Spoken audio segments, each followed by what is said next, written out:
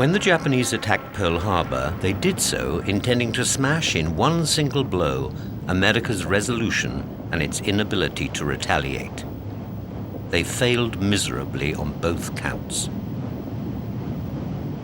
The Japanese sank, or badly damaged, 7 antiquated American battleships.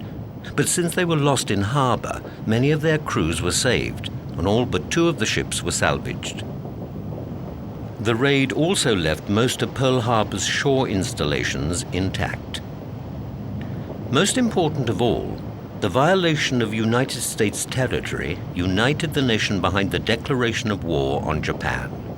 Moreover, the loss of the battleships forced the United States Navy to use its aircraft carriers as the core of a more up-to-date Pacific fleet.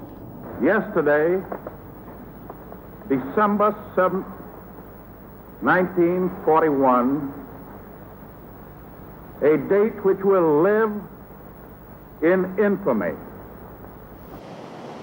The 1927 vintage Lexington and Saratoga and the much more modern Enterprise were out of port during the raid and were therefore untouched. By 1942, they were joined by the Enterprise's sister ship, Yorktown, and the newly completed Hornet. These carriers were well fitted to take the offensive, for they carried a large number of effective fighters and dive bombers. The commander-in-chief of the Central Pacific Fleet in 1942 was Admiral Chester William Nimitz. Within weeks of his appointment, this great leader transformed the morale of his men, infecting them all with his own confidence in a final Allied victory. Following his appointment, Nimitz decided to mount a series of raids on Japanese-held islands in the Pacific.